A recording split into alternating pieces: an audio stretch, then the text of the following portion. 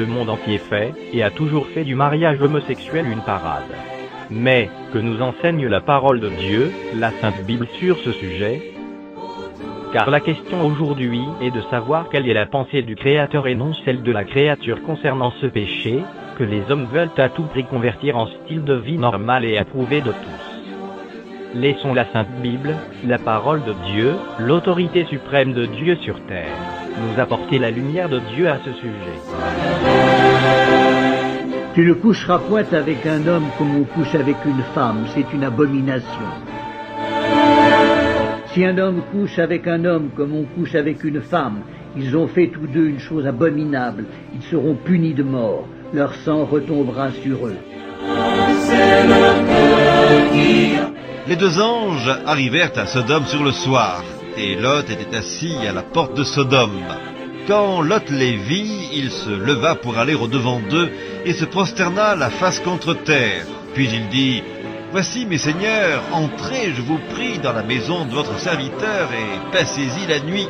Lavez-vous les pieds, vous vous lèverez de bon matin, et vous poursuivrez votre route. » « Non, répondirent-ils, nous passerons la nuit dans la rue. » Mais Lot les pressa tellement qu'ils vinrent chez lui et entrèrent dans sa maison. Il leur donna un festin et fit cuire des pains sans levain, et ils mangèrent. Ils n'étaient pas encore couchés que les gens de la ville, les gens de Sodome, entourèrent la maison depuis les enfants jusqu'aux vieillards. Toute la population était accourue. Ils appelèrent Lot et lui dirent, « Où sont les hommes qui sont entrés chez toi cette nuit ? Fais-les sortir vers nous pour que nous les connaissions. » Lot sortit vers eux à l'entrée de la maison et ferma la porte derrière lui. Et il dit, « Mes frères, je vous prie, ne faites pas le mal. Voici, j'ai 2 filles qui n'ont point connu d'homme. Je vous les amènerai dehors et vous leur ferez ce qu'il vous plaira. Seulement, ne faites rien à ces hommes puisqu'ils sont venus à l'ombre de mon toit. » Ils dirent, « Retire-toi. » Ils dirent encore, « Celui-ci est venu comme étranger et il veut faire le juge. Eh bien, nous te ferons pire qu'à eux. » Et pressant Lot avec violence, ils s'avancèrent pour briser la porte. Les hommes étendirent la main, firent rentrer Lot vers eux dans la maison et fermèrent la porte. Et ils frappèrent d'aveuglement les gens qui étaient à l'entrée de la maison, depuis le plus petit jusqu'au plus grand, de sorte qu'ils se donnèrent une peine inutile pour trouver la porte.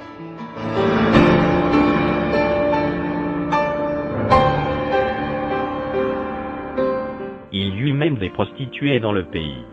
Ils imitèrent toutes les abominations des nations que l'Éternel avait chassées devant les enfants d'Israël. Il ôta du pays les prostituées, et il fit disparaître toutes les idoles que ses pères avaient faites.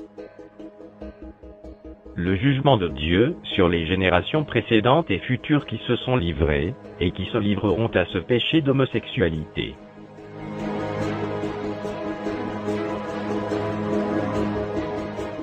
La colère de Dieu se révèle du ciel contre toute impiété et toute injustice des hommes qui retiennent injustement la vérité captive. Car ce qu'on peut connaître de Dieu est manifeste pour eux, Dieu le leur ayant fait connaître. En effet, les perfections invisibles de Dieu, sa puissance éternelle et sa divinité, se voient comme à l'œil depuis la création du monde quand on les considère dans ses ouvrages. Ils sont donc inexcusables puisqu'ayant connu Dieu, ils ne l'ont point glorifié comme Dieu et ne lui ont point rendu grâce. Mais ils se sont égarés dans leurs pensées et leur cœur sans intelligence a été plongé dans les ténèbres. Se vantant d'être sages, ils sont devenus fous et ils ont changé la gloire du Dieu incorruptible en image représentant l'homme corruptible, des oiseaux, des quadrupèdes et des reptiles. C'est pourquoi Dieu les a livrés à l'impureté, selon les convoitises de leur cœur, en sorte qu'ils déshonorent eux-mêmes leur propre corps, eux qui ont changé la vérité de Dieu en mensonge, et qui ont adoré et servi la créature au lieu du Créateur, qui est béni éternellement. Amen. C'est pourquoi Dieu les a livrés à des passions infâmes, car leurs femmes ont changé l'usage naturel en celui qui est contre nature. Et de même les hommes, abandonnant l'usage naturel de la femme, se sont enflammés dans leurs désirs les uns pour les autres, commettant homme avec homme des choses infâmes, et recevant en eux-mêmes le salaire que méritait leur égarement. Comme ils ne se sont pas souciés de connaître Dieu, Dieu les a livrés à leur sens réprouvé pour commettre des choses indignes, étant remplis de toute espèce d'injustice, de méchanceté, de cupidité, de malice, pleins d'envie, de meurtre, de querelles, de ruse, de malignité, rapporteurs, médisants, impies, arrogants, hautains, fanfarons, ingénieux au mal, rebelles à leurs parents, dépourvus d'intelligence, de loyauté, d'affection naturelle, de miséricorde. Et bien qu'ils connaissent le jugement de Dieu, déclarant dignes de mort ceux qui commettent de telles choses, non seulement ils les font, mais ils approuvent ceux qui les font.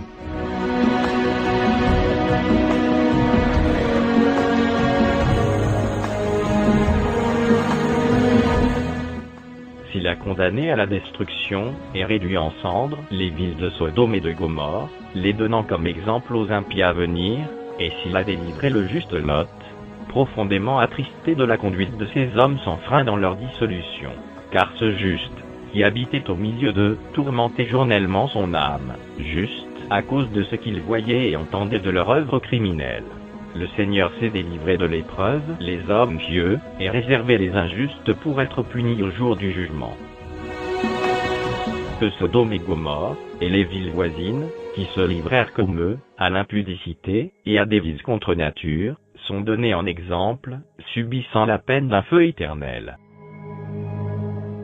Ce qui arrivera du temps de Lot, arrivera pareillement.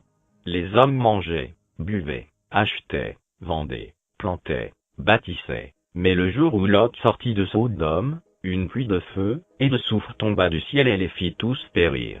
Il en sera de même le jour où le Fils de l'homme paraîtra. Mais, eux, semblables à des brutes qui s'abandonnent à leur penchant naturel, et qui sont nés pour être prises et détruites, ils parlent d'une manière injurieuse de ce qu'ils ignorent, et ils périront par leur propre corruption, recevant ainsi le salaire de leur iniquité. Ils trouvent leur délice à se livrer au plaisir en plein jour. Hommes tarés et souillés, ils se délectent dans leur tromperie, en faisant bonne chère avec vous.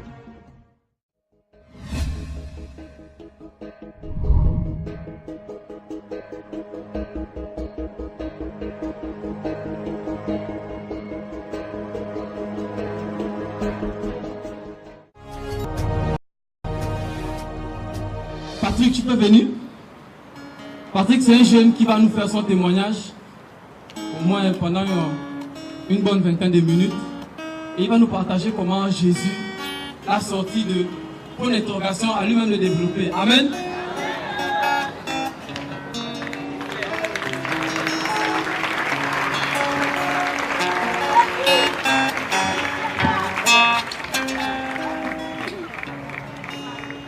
Que toutes les acclamations, que tout l'honneur, la puissance, la gloire reviennent à un seul nom, Jésus-Christ de Nazareth.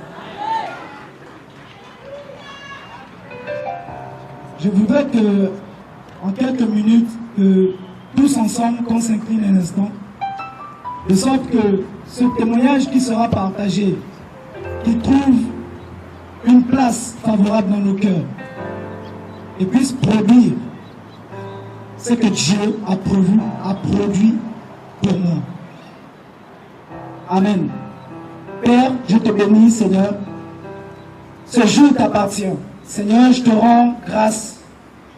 Je vais diminuer, Seigneur, m'effacer et te rendre toute la gloire. Seigneur, toute la gloire t'appartient.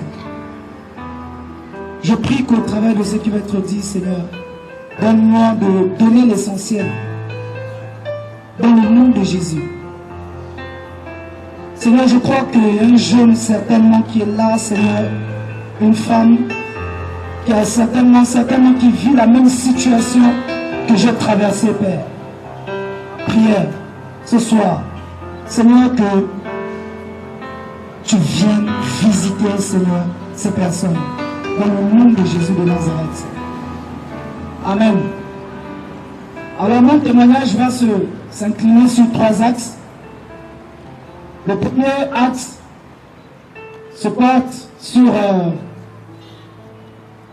ma conversion. Le deuxième axe va se porter sur ma chute. Et le troisième axe va se porter sur ma restauration. Est-ce que tout le monde m'entend? Ok, je suis né à Franceville. Je suis né en 84 à Franceville.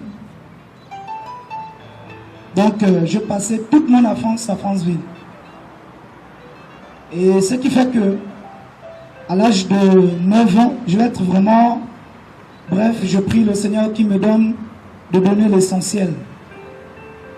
Parce que vous savez que chaque homme a une histoire. Et s'il faut en parler de mon histoire ce soir, je crois qu'on n'en finirait pas. Amen. J'ai passé mon enfance à Franceville et à l'âge de 10 ans, j'étais un jeune qui était beaucoup enfermé parce que j'ai connu beaucoup de douleurs, beaucoup de rejets. À cause de ma timidité, le fait d'être renfermé, j'étais beaucoup méprisé par mes frères, par mes sœurs. J'étais beaucoup méprisé même par mes parents, mon père, ma mère. Et ce qui fait que les parents, avec autant de paroles qu'ils disaient sur ma vie, le fait que j'étais beaucoup, en fait, je n'aimais pas rester avec les autres. J'aimais toujours être dans mon coin. Et j'aimais bien un endroit. C'était à Poubara. J'aimais bien être en savane. Et ce qui fait que cette solitude que j'avais au fond de moi, suite au rejet, donc les parents, deux fois, lorsque les résultats n'allaient pas à l'école, donc il y avait des paroles que les parents proclamaient. Cela m'a beaucoup, n'est-ce pas, renfermé. Et je vais toucher particulièrement un point essentiel et je ne dois pas trop m'étendre là-dessus. Alors le point que je m'aurais ressorti par rapport à mon enfance, c'est que j'avais des cousins qui étaient plus âgés que moi. Le plus grand pouvait avoir 18 ans par là. Et c'est des cousins, n'est-ce pas, un peu, je dirais, proches, en fait, des parents éloignés de ma famille. Alors, c'était 3 jeunes. Ils étaient plus âgés que moi. Donc, à chaque fois, quand ils venaient à la maison, ils ont profité, en fait, de cette solitude.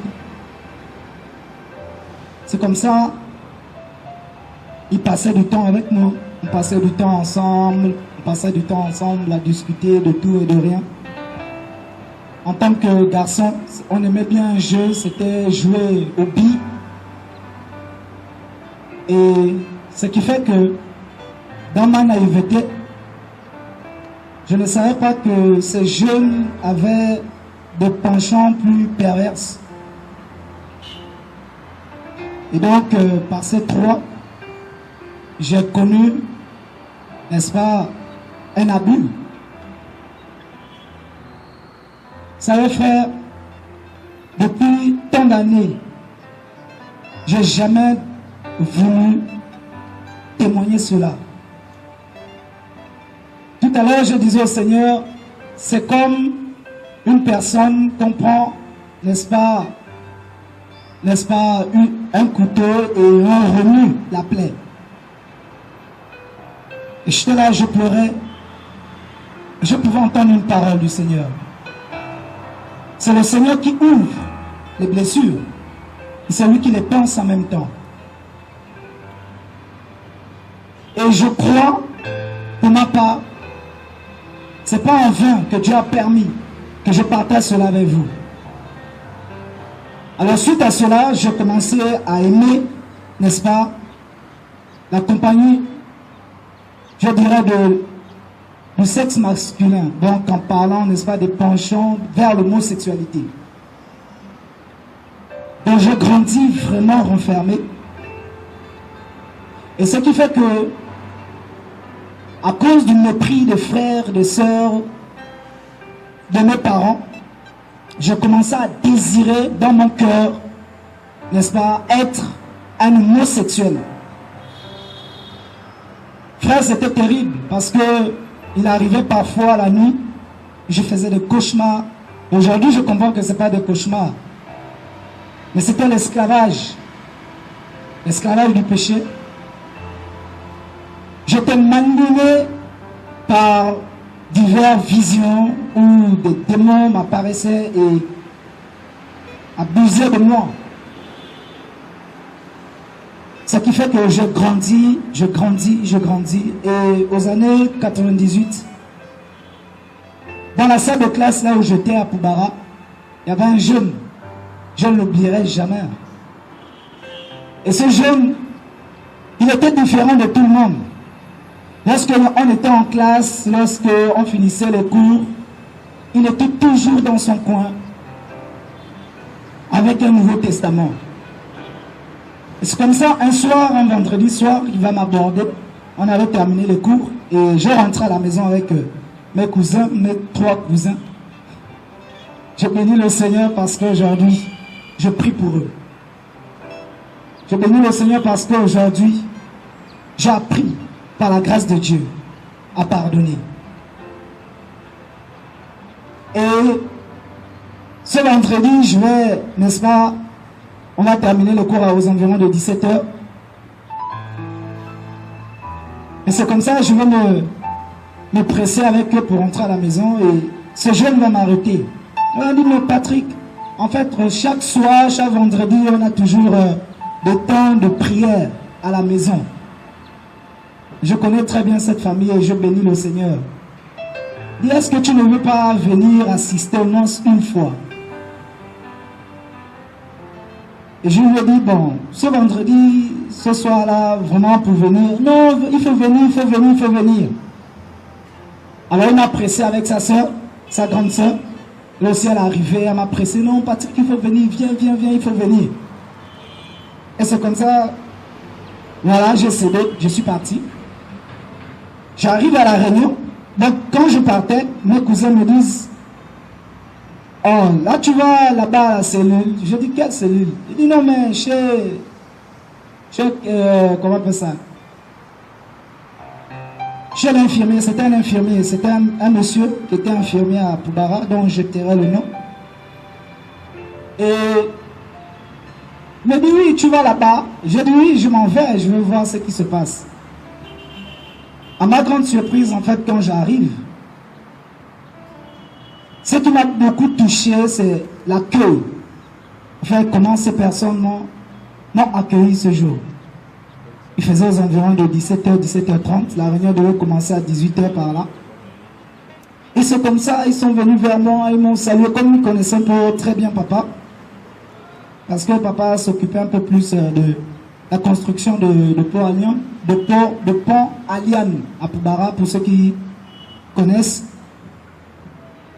Et là, à cet endroit-là, ils m'ont beaucoup, n'est-ce pas, là ils m'ont manifesté l'amour de Christ.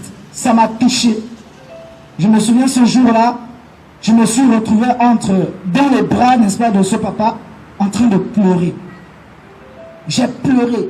C'était terrible, c'était la première fois que je puisse, n'est-ce pas, avoir, n'est-ce pas, la manifestation de l'amour. Et là, ça m'a tellement touché au point que quand la réunion avait commencé, ils ont chanté, ils ont prié. Mais j'étais inconsolable. Vraiment inconsolable. Et ce soir, quand on a terminé la prière, ils m'ont raccompagné. Je suis arrivé à la maison et c'était le début en fait. Le début, n'est-ce pas, de ma rencontre avec Jésus de Nazareth. Je suis rentré à la maison et j'ai dit, Seigneur, si vraiment c'est toi qui changes autant de vie, je veux que tu fasses une chose pour moi. Je veux que tu te révèles à moi comme étant un père. Et je vous assure, Jésus est tellement fidèle. J'ai vécu, n'est-ce pas, des moments où le Seigneur me faisait la grâce de m'encourager dans mes rêves. Et c'est comme ça, avec une Bible, un Nouveau Testament que cette famille m'avait donné, je me suis accroché. Quand on est parti de Poubara pour Franceville, j'avais déjà, en fait, accepté le Seigneur, personnellement. Et je dis à ses cousins, je dis, je vivais dans l'ignorance, mais ce que vous m'avez fait, vous avez abusé de moi, vous m'avez, n'est-ce pas, menacé. Que si je venais à divulguer le secret, ils en finiraient avec moi. Parce qu'on aimait bien une chose à Poubara, c'était la nage. On aimait aller nager ensemble, donc on va te noyer et puis on n'en parle plus. Donc c'était au fond de moi. Et là, je vais être en face d'eux et je vais leur dire une chose. Je vais leur dire, je vivais dans l'ignorance. J'étais naïf, j'étais petit. Je n'avais aucune force de, n'est-ce pas, de m'opposer à vous parce que vous êtes plus âgés que moi. Mais ma prière, c'est que vous rencontrez le Seigneur. Et à ma grande surprise, ce qui m'a touché, c'est parce que eux, ils connaissaient cet endroit de prière. Donc de temps à autre, ils allaient, ils priaient. C'était terrible. Donc j'ai évolué par la grâce du Seigneur, j'ai évolué au sein d'eux, j'ai persévéré par la grâce du Seigneur. Et lorsque je commençais totalement, n'est-ce pas, à m'engager avec le Seigneur, j'ai trouvé un groupe de jeunes à Franceville, j'ai persévéré avec eux, une assemblée, j'ai persévéré. Et là, j'ai commencé à être rejeté par ma maman, parce que ma maman, aux années 84, 85, elle avait connu le Seigneur véritablement, au point où, puisqu'il a vécu avec papa, ils n'étaient pas mariés, ils se sont séparés à cause de Christ. Et lorsque elle va abandonner la foi, lorsque je vais me donner, je vais m'engager au Seigneur, elle va me repousser. Et là, je vais être rejeté de maman. Me dit, je ne veux plus. Si je savais que dans le fond, tu devais devenir fou, tu deviens fou. C'est les histoires de Jésus et tout ça. Jésus, lorsque j'étais dans des difficultés, il était où? Parce qu'elle a vécu beaucoup de choses de la part des parents paternels, de papa. Et là, elle va me rejeter et c'était terrible. Je suis reparti chez papa, j'ai grandi avec papa, j'ai continué avec papa. Et aux années 99, là, par la grâce du Seigneur, ma grande sœur, je vais me retrouver ici à Libreville pour continuer les études. Et là, en classe de 6e, je persévérais dans la foi, j'étais dans la foi. Et en 5e, par la grâce du Seigneur, on était dans un groupe, j'étais embellé. Et là, on avait un groupe de, comment on appelle ça? Un groupe de sketch, je crois. Et c'est là justement où l'ennemi a commencé à nouveau à me gagner. Et là, j'ai rencontré beaucoup de jeunes, n'est-ce pas, qui étaient à fond, ils étaient vraiment à fond dans le péché, ils étaient à fond dans la drogue, à fond dans la fornication et toutes ces choses. Et donc, je me suis allié à un groupe embellé. Et même jusqu'à l'heure, je vous parle, beaucoup n'en reviennent pas. Ils ont été complètement calculés. Donc, on savait à quelle heure ils sortaient et à quelle heure, n'est-ce pas, précisément où je devais rentrer à la maison. Donc, si je débordais le temps, on me demandait les comptes. Et là, dans le secret, je me suis affaibli. Et je dirais, en fait, c'est la séduction du péché. Parce que là, à nouveau, je vais céder. Ces jeunes que j'étais, ils me parlaient tout le temps des femmes et toutes ces choses. Et là, je suis tombé dans le péché. Je suis tombé dans le péché, la pornographie. Je suis tombé dans la masturbation et j'en passe. Et voyez-vous, quand je tombe dans ces choses, ce désir que j'avais, n'est-ce pas, en mon enfance, va naître à nouveau. Et alors je vais commencer à... Je vais décider dans mon cœur de chercher comment retrouver, comment croiser des homosexuels ici à Libreville. Chercher, n'est-ce pas, comment aller à fond. Mais gloire soit rendue à Dieu, Dieu ne l'a pas permis. Et donc j'étais à la maison, je pratiquais cela dans le secret. J'étais beaucoup brisé. J'avais toutes ces choses se remonter. Au point où je disais à ma grande sœur, je dis mais je comprends pas. Tu m'interdis d'aller voir les frères et tout ça. Et là, c'est aux années 2005, 2004-2005. Donc je vais te renfermer et je vais aller à fond à nouveau. Au point où je recherchais, n'est-ce pas, l'affection véritable. Parce que déjà n'est-ce pas, à cause du nom de Jésus, donc j'étais méprisé, complètement méprisé. Ce qui faisait que je me disais, mais si c'est Jésus, si c'est vraiment ça là, mais c'est compliqué. Je me suis dit, non, mais jusqu'à quand? Alors là, à nouveau, je cherchais l'amour, je cherchais l'affection naturelle. L'affection, n'est-ce pas, qu'un enfant peut s'attendre de sa mère, de son père. Alors là, dans le secret, je saignais beaucoup, je cherchais, n'est-ce pas, je cherchais cela, n'est-ce pas, dans la pornographie, dans le péché. Et là, à cause de la solitude, j'ai commencé à aimer, n'est-ce pas, écrire des poèmes et toutes ces choses. Et certains amis qui me connaissent au lycée Mba peuvent en témoigner. Donc j'écrivais beaucoup de poèmes et tout ça parce que, en fait, c'était le seul endroit où je me sentais un peu mieux, quoi. C'est là où j'apprenais à sortir tout ce qui était au-dedans de moi. Et en 2007, je vais faire la rencontre des frères au lycée Mba, dont Parfait qui était là tout à l'heure. Je bénis Dieu. J'ai rencontré des frères, j'ai rencontré ses frères. Et c'était terrible parce qu'au lycée Mba, on ne pouvait pas faire une semaine sans entendre l'évangile. Il y avait un frère, également un autre frère, le frère Yannick, qui prêchait l'évangile dans le lycée. Le lycée Mba. Il prêchait l'évangile, il prêchait l'évangile, il prêchait l'évangile. C'était terrible. Au point où, quand je me retrouvais seul à la maison, j'avais du mal à pratiquer le péché. Parce que je me disais, mais c'est pas possible, ce que j'ai entendu là, c'est compliqué. J'avais du mal à pratiquer le péché. Vous savez, frère, je vais vous dire une chose. Pour ceux qui n'ont pas encore donné leur vie au Seigneur, le fait que vous avez ouvert, vous avez, je ne sais pas, n'est-ce pas, que vous avez prêté attention à l'évangile, ne fût-ce qu'une seule fois. Sachez-le, Dieu est tellement puissant que cette semence qui est déposée dans vos cœurs germera tôt ou tard. Que tu le veuilles ou pas, ça va germer.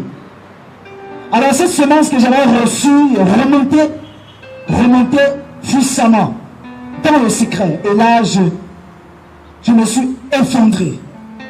Je dis, Seigneur, je ne veux plus. Je veux revenir. Parce que le véritable amour que j'avais rencontré, c'était en Christ. C'était en Jésus. Parce que lorsque j'ai donné ma vie au Seigneur, j'étais comblé. C'est-à-dire, mes frères pouvaient m'insulter, mais j'étais comblé. Je pouvais être seul. Je pouvais être là enfermé dans la chambre à prier, mais j'étais comblé. Comme pas possible. Je passais du temps à chanter le louange du Seigneur, à chanter, au point où mes frères me disaient, mais toi tu deviens fou. Ah bon, insulté, mais j'étais joyeux comme pas possible. Alors je suis rentré dedans de moi, je pensais à nouveau à cela en fait, à cette rencontre avec Christ. Et je dis au Seigneur, si tu déjà pu ramener une brebis, parce que dans la parole, on nous dit que le Seigneur, il avait 100 brebis, 99, n'est-ce pas, une était perdue, il a laissé les 99 brebis, il allait à la recherche de celle qui était perdue. Et je dis, Seigneur, si réellement tu es celui qui va chercher une brebis perdue, Seigneur, je veux à nouveau, n'est-ce pas, renouer ma relation avec toi. Et ma prière était sincère. Je priais le Seigneur, je dis de moi-même, je ne peux pas sortir de là.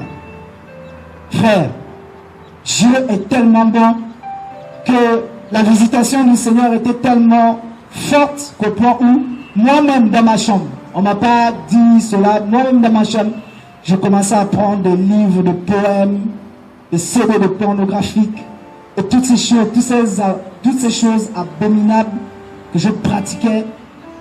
Je mis ça dans un sachet et même ce soir-là, mon neveu était avec moi dans la chambre. Tonton, tu fais quoi? Je dis, je fais ce que je fais ce que je devais faire depuis longtemps.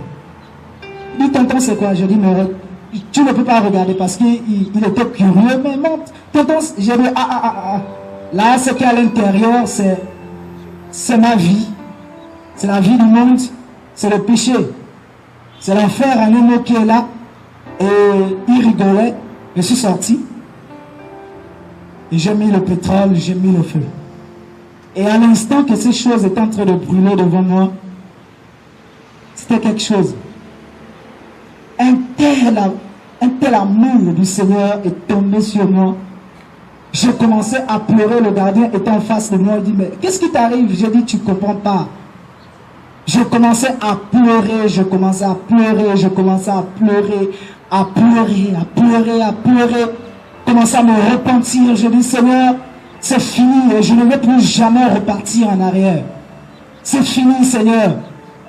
Je pleurais un tel amour du Seigneur. Et je voudrais te dire, mon frère, certainement, c'est la première fois.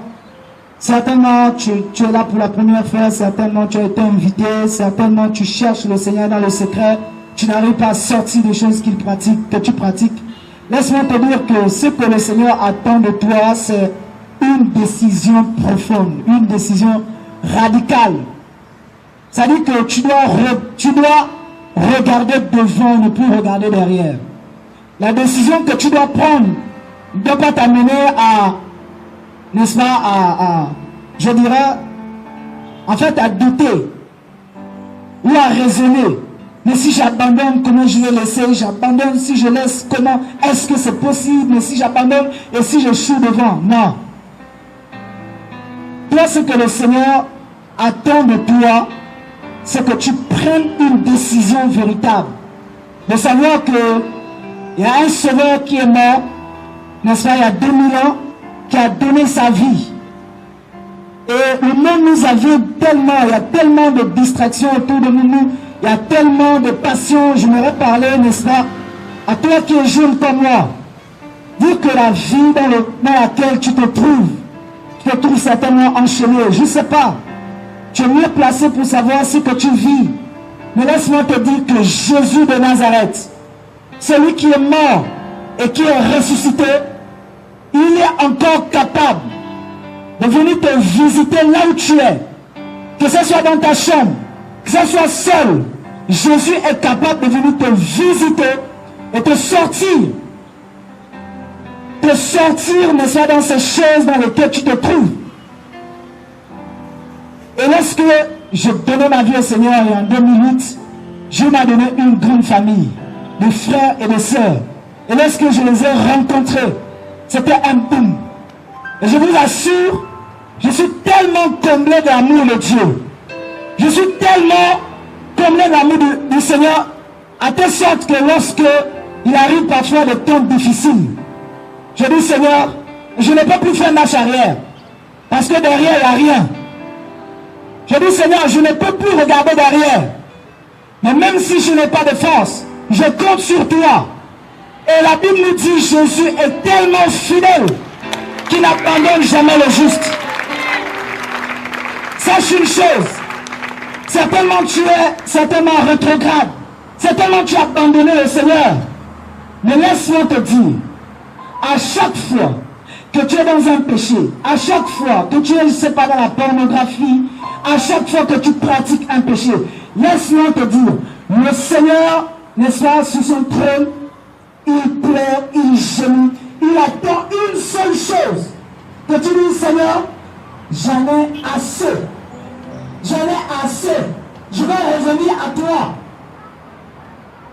Et je crois vraiment, par la grâce du Seigneur, ma prière c'est que, en ce point de mieux, que tu trouves, par la grâce du Seigneur, une consolation. Que tu trouves une porte de sortie. Et je voudrais te dire que la porte de sortie, ce n'est pas une église, ce n'est pas une assemblée, ce n'est pas un homme, ce n'est pas, je ne sais pas, une religion. Mais c'est comme parfois venez de le dire. C'est un homme. Un homme. Un homme. Un homme. Un homme aussi beau. Un homme aussi puissant. Un homme aussi incomparable. Jésus de Nazareth. Frère, si je me tiens la fleur devant vous, ce ne peut pas être vu des hommes, mais c'est pour élever un seul nom. Le nom de Jésus.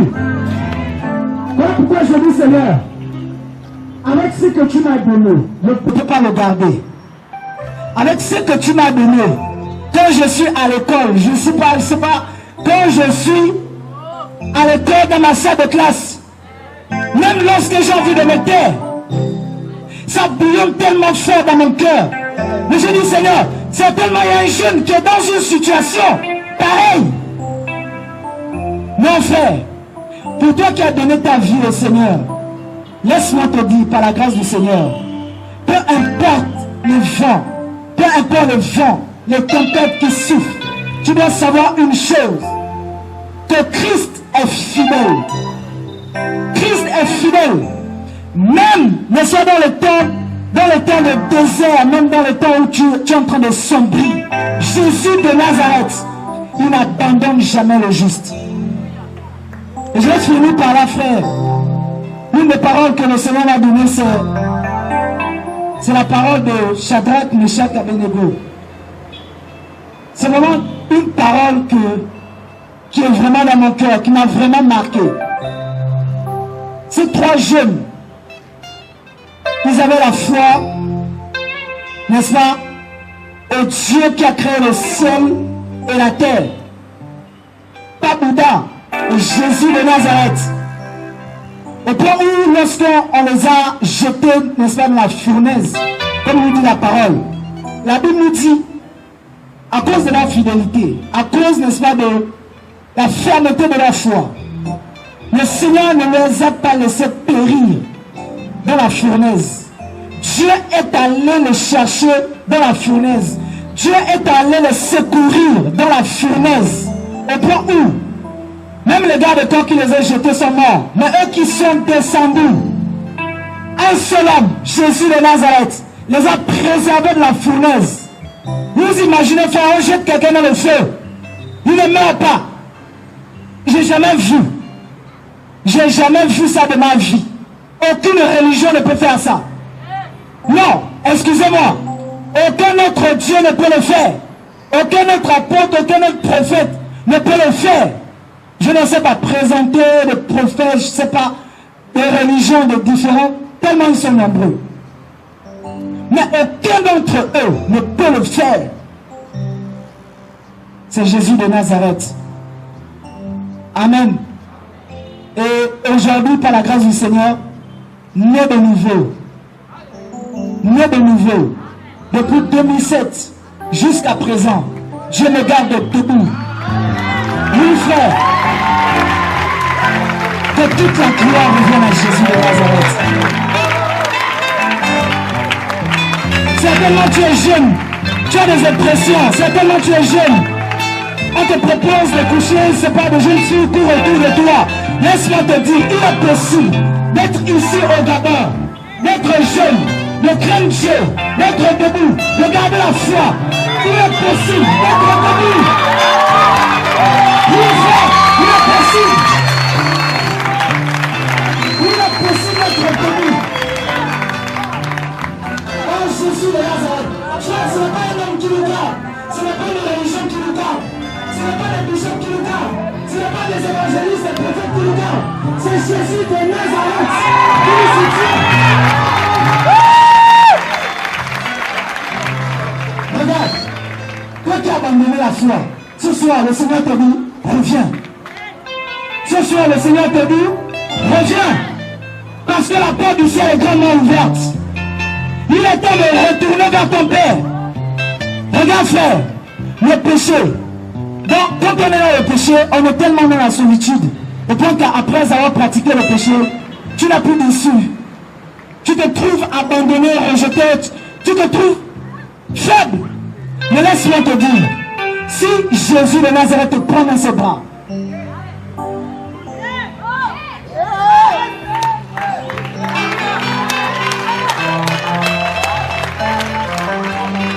amen. Je crois que je crois que je suis arrivé au terme de mon témoignage. Amen. Que toute la gloire revienne au Seigneur.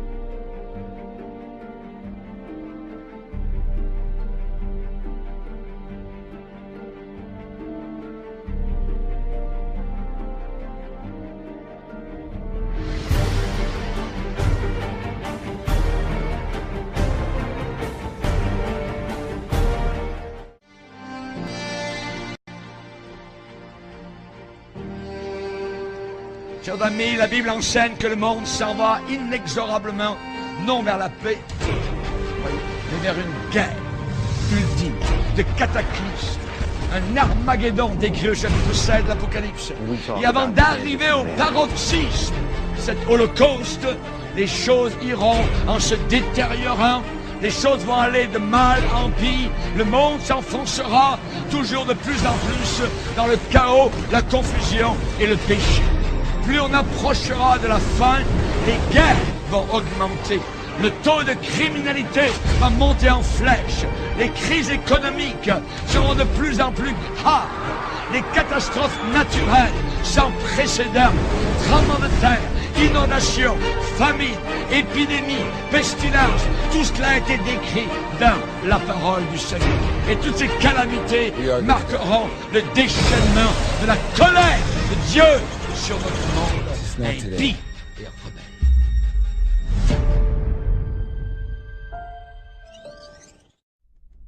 Quelle est la volonté de l'Éternel Dieu créateur, notre Seigneur et grand Dieu incarné Jésus-Christ?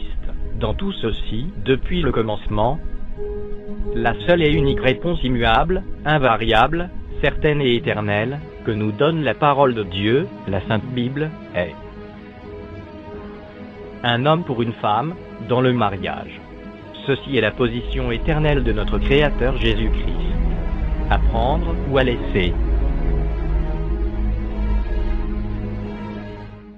L'Éternel Dieu dit, « Il n'est pas bon que l'homme soit seul, je lui ferai une aide, semblable à lui. » L'Éternel Dieu forma de la terre tous les animaux des champs et tous les oiseaux du ciel, et il les fit venir vers l'homme pour voir comment il les appellerait, et afin que tout être vivant portât le nom que lui donnerait l'homme. Et l'homme donna des noms à tout le bétail, aux oiseaux du ciel et à tous les animaux des champs. Mais pour l'homme, il ne trouva point d'aide semblable à lui. Alors l'Éternel Dieu fit tomber un profond sommeil sur l'homme qui s'endormit. Il prit une de ses côtes et referma la chair à sa place. L'Éternel Dieu forma une femme de la côte qu'il avait prise de l'homme, et il l'amena vers l'homme. Et l'homme dit, « Voici cette fois celle qui est os de mes os et chair de ma chair. On l'appellera femme, parce qu'elle a été prise de l'homme. C'est pourquoi l'homme quittera son père et sa mère, et s'attachera à sa femme, et ils deviendront une seule chair. »